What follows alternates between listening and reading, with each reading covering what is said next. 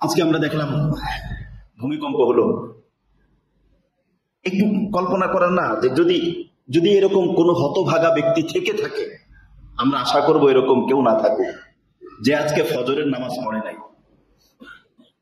এরকম হতভাগা ব্যক্তি যদি থেকে থাকে, তুমি সতর্ক হয়ে যাও।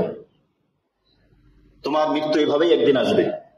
তোমার শেষ দিন নামাজ বেনামাজি অবস্থায় যাবে। মুসনাদে আহমদের হাদিস, নবীজি বলেছেন কেউ যদি নামাজ না পড়ে কেমন যেন সে কাফের হয়ে গেল, কেমন যেন সে কাফের হয়ে গেল। ইমাম আহমদ ইবনে হাম্বল বলেন সে কাফের, তার ঈমান নাই।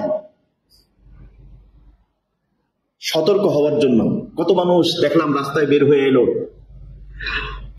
রাস্তায় বেরিয়ে আসলেই কি মানুষ মৃত্যু থেকে বাঁচতে পারবে? মৃত্যু যার যখন অবধারিত, এক মুহূর্ত এদিক সেদিক হবে না, মৃত্যু হবেই। রাস্তা থেকে বেরিয়ে আসলেই মৃত্যু থেকে বাঁচা যাবে না।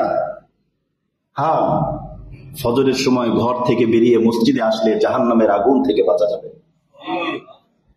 মৃত্যু থেকে ইচ্ছা করলে বাঁচা যায় না, কিন্তু জাহান্নামের আগুন থেকে ইচ্ছা করলে, চেষ্টা করলে বাঁচা যায়। এজন্য এমন যদি কেউ থেকে থাকে যে নামাজ পড়ে না, তার জন্য সতর্কবাণী, বন্ধু তুমি সোজা হয়ে যাও, বন্ধু তুমি ঠিক হয়ে যাও।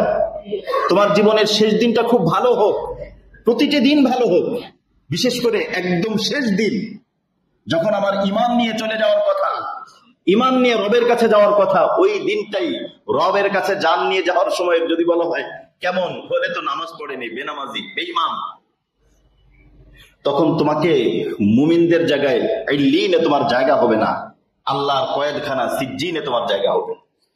আল্লাহ আমাদেরকে হেফাজত করুন, গোটা উম্মাহকে আল্লাহ হেফাজত করুন। এজন্য বন্ধুরা আসুন আমরা আমাদের জীবনটাকে একটু সাজাই। বছর পর বছর চলে যাচ্ছে, কিছু কিছু আমল এটা জীবনে আঁকড়ে ধরি। আজকের এই দৃশ্য থেকে আমরা একদম দৃঢ় প্রতিজ্ঞাবদ্ধ হই যে আর যাই হোক আমি নামাজ ছাড়বো না। পারবো তো ইনশাআল্লাহ? আল্লাহ রাব্বুল আলামিন আমাদেরকে তৌফিক দান করেন।